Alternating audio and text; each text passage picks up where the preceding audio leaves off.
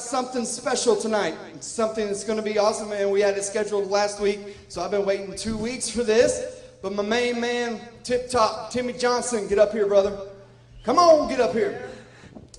I'll grab you a podium in just a second. Check. This guy has been ready and prepared to give you guys a word. I want you to pay the best, closest attention to him as you can, as he's going to preach his heart out to you guys. It's a big thing to get in front of you, all right? You're scary people, all right? You are. You scare me. Every week I'm nervous before I stand before you. So I know how he feels. This is what, the second time, real time that you preach. You preached a 5-minute sermon. So, brother, I love you. Rock the place. What's up, y'all? How y'all doing tonight? Really? No energy? Come on. Let me hear you. All right, hold on. I got something set up. Hold on. Let me hear you. Y'all hear that? Christ swag. Come on, I hear everyone yell. 1, 2, 3, go! There we go. That's what I'm talking about. Okay. So to get started tonight, I gotta ask a couple questions. Who here is scared of something? Anything? All right. Let me get some hands raised up. What are we scared of? What are you scared of, Philip? Spiders? Me too, bro. That's scary. Jason, what do you got? I got a story about that here in a second. What do you got back there? Planes? Man, they're not scary unless you get a little teetery, and then you're like, dead, you're gone. What you got? Huh? Heights? Snakes?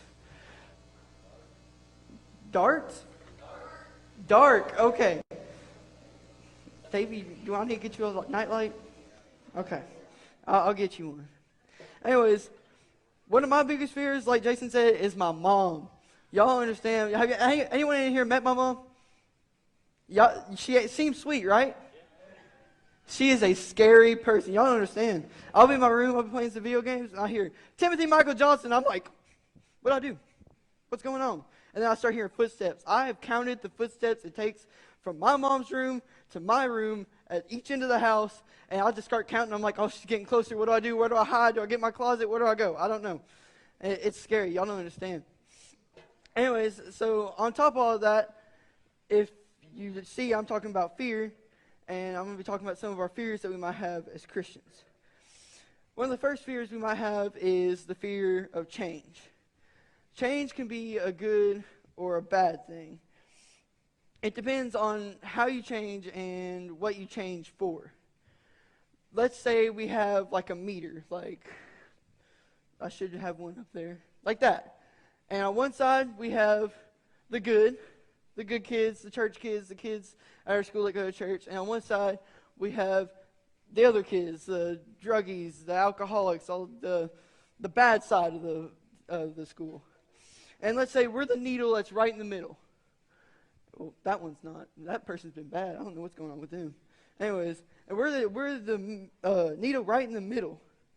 And with every decision we make, if it's good, we go to our right.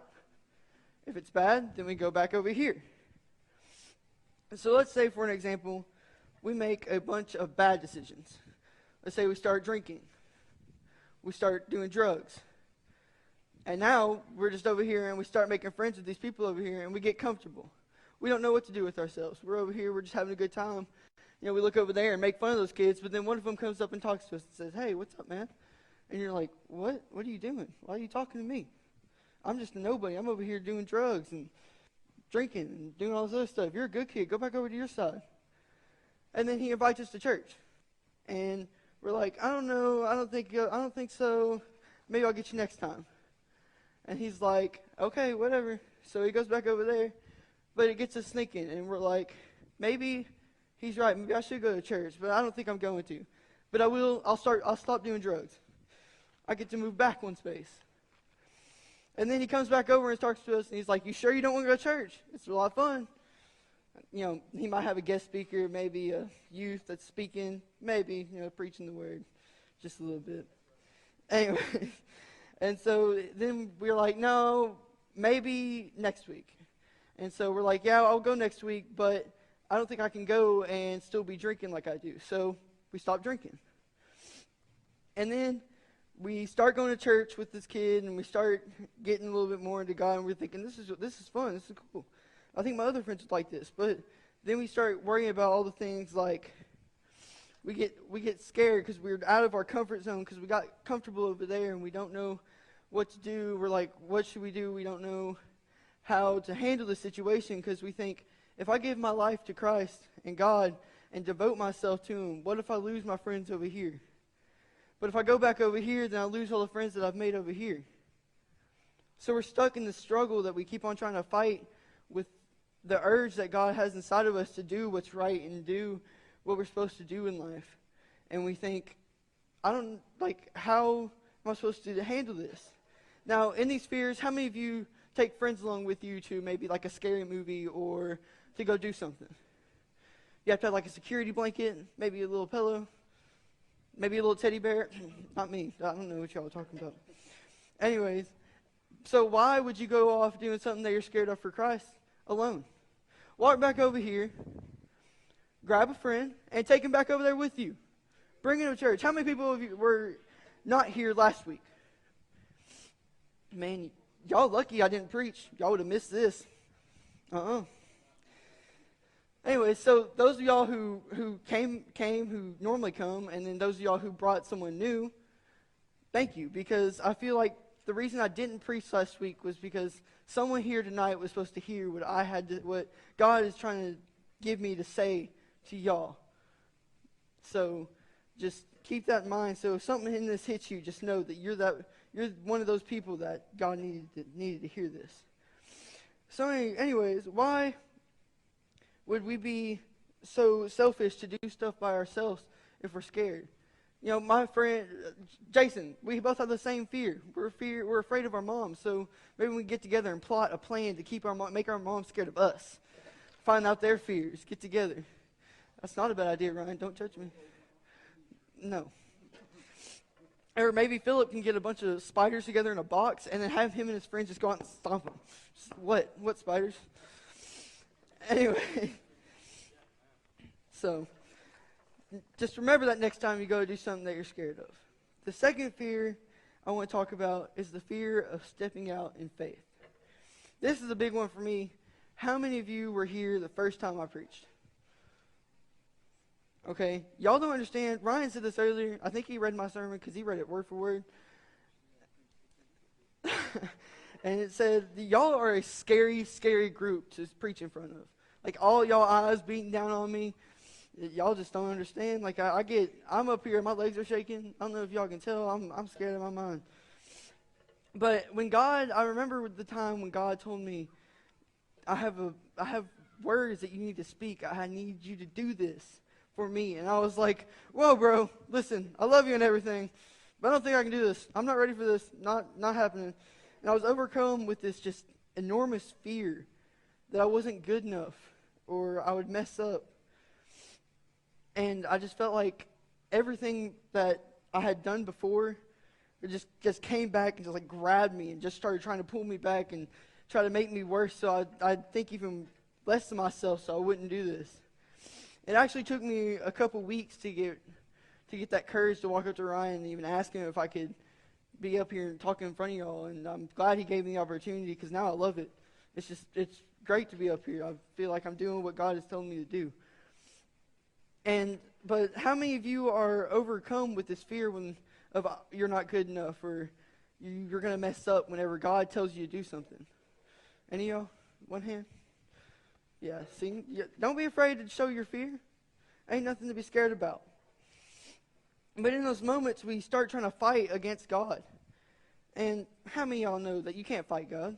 He'd be like, you're done. What? And sometimes it's over like stupid stuff, like maybe going to talk to the kid that doesn't have any friends at school, the kid that sits alone at lunch, or maybe inviting him to church. You never know, maybe that one person that you're supposed to go talk to is going to grow up to be a preacher or go out and be a missionary. And he's supposed to be out there helping progress God in this world. And you're not out there, you're not bringing him to church, and he's not coming to church, so he can't ever know that that's what he's supposed to do.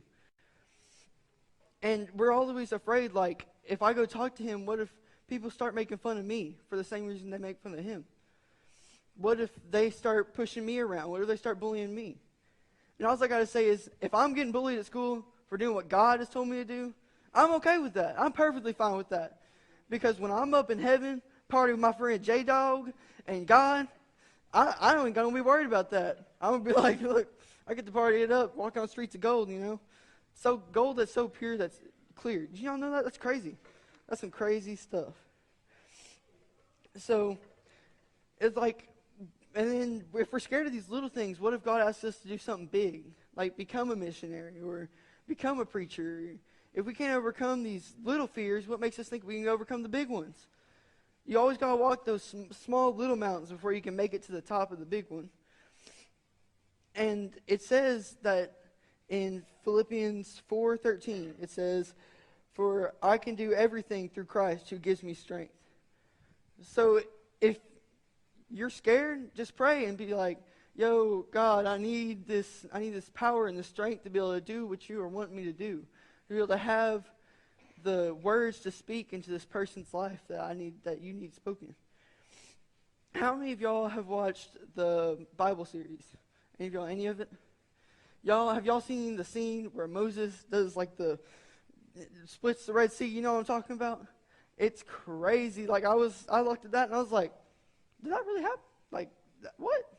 I've always read about it. I think of the cartoon Moses walking up in the sand, like, psh, and it's just like, nothing big deal about it.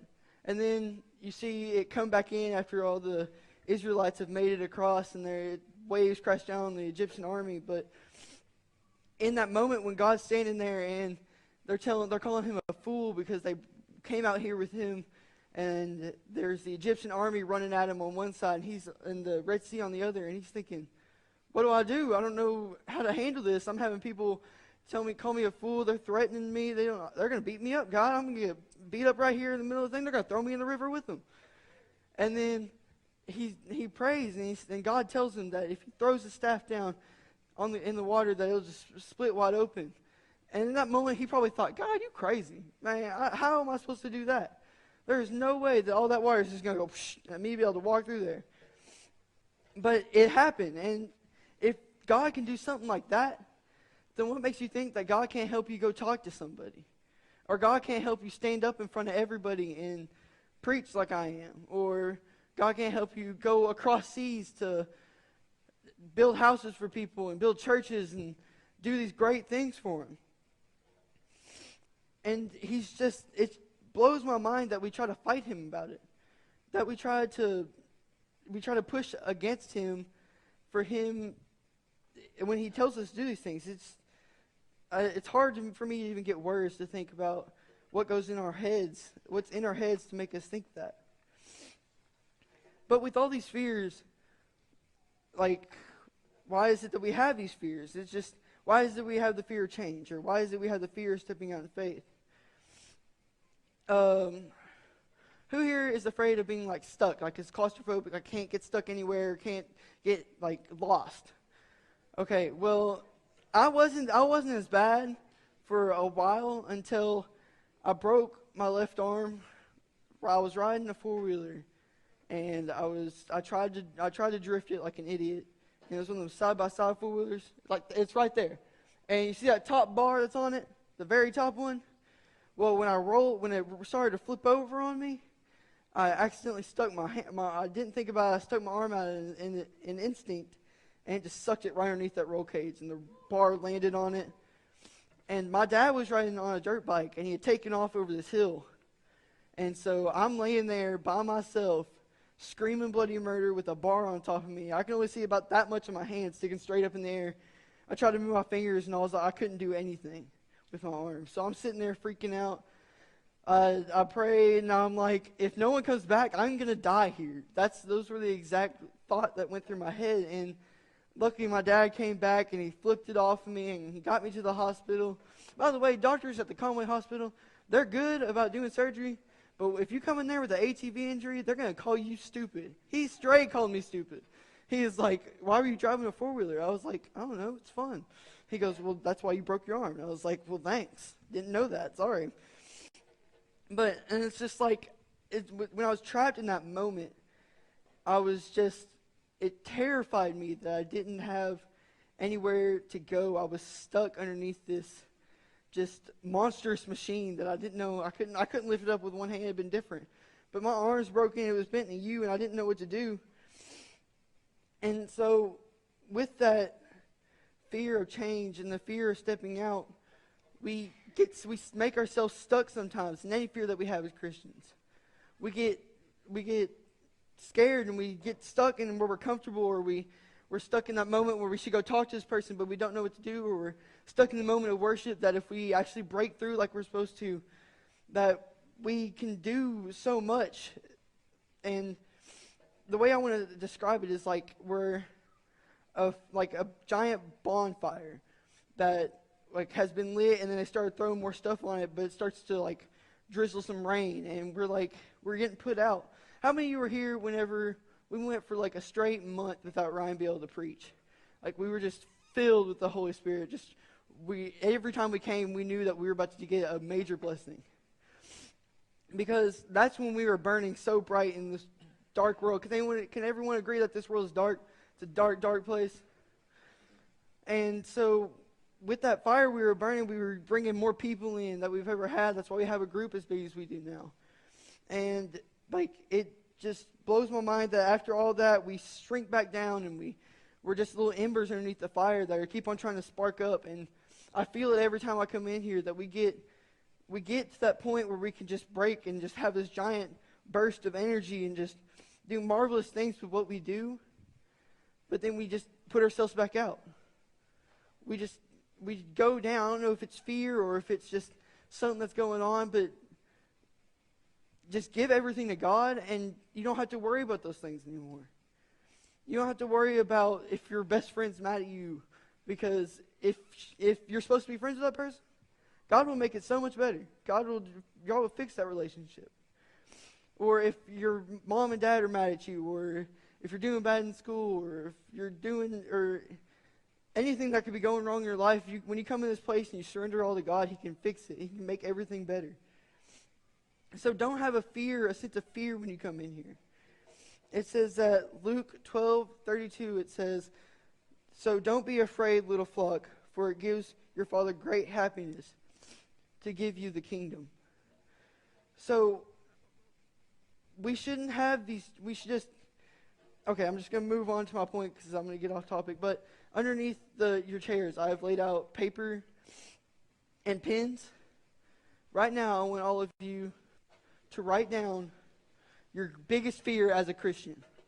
Anything it is. No one else is going to read it. I just want y'all to write it down.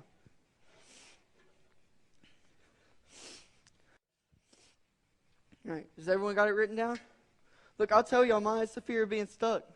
I hate being in the place we're in. I love being here at church, but I hate the fact that we're on that brink and we can't just break. We can't just make it over that hill. Because if we could, then we'd be able to do anything. Anything in this world that's possible is possible when we have God in our lives. And when we're strong and have the Holy Spirit burning in our lives. So now I'm gonna pray. I'm going to bring this trash can out here.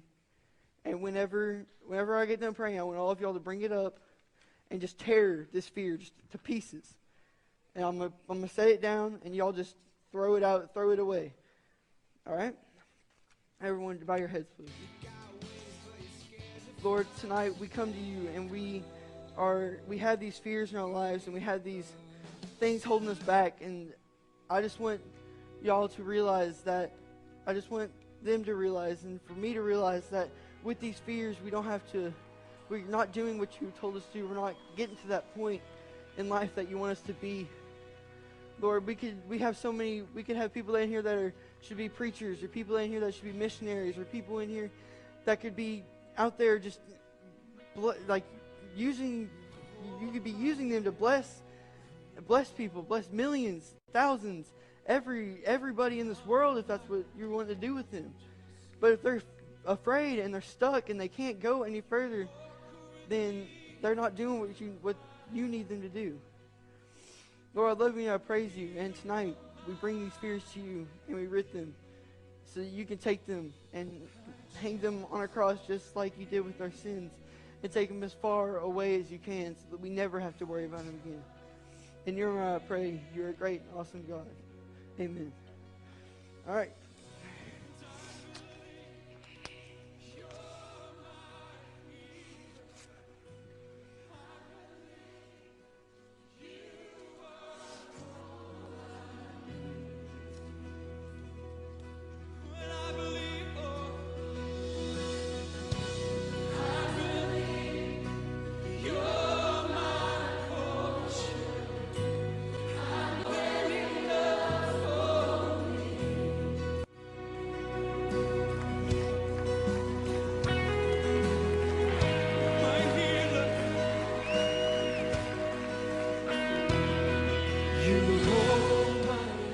So much better about what we're gonna do now. What our youth group can do as a group. We gotta get together and do this as a group. If you need anybody to talk to about this fear, or anybody that you need help about what your fear is, or you don't know what's going on, what's holding you back, you can come talk to me. I know you can go talk to Ryan or Chelsea or anybody, any of the staff, and I promise you they'll help you with anything you need. And most of all, if you need help and don't feel like going to anybody else but God, that's the greatest choice for you. So thank y'all for letting me come up and do this. I love all y'all, and just thank you.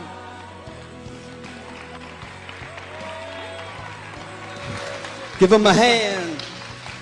I tell you what. Look at that. I think they like you, Tim. I tell you, man, one of the best things that could ever happen to me is to see you guys do what God's called you to do. And God's never called us to do something that we're comfortable with. It always, we have to rely on Him and depend on Him to do that. And it takes a bold step to say, this is what God's called me to do, and this is what I'm going to do. Because God's got a purpose and a reason, and Satan does everything he can to take that away from you. Tries to throw up every obstacle. So, Tim, I'm proud of you, brother. I love you.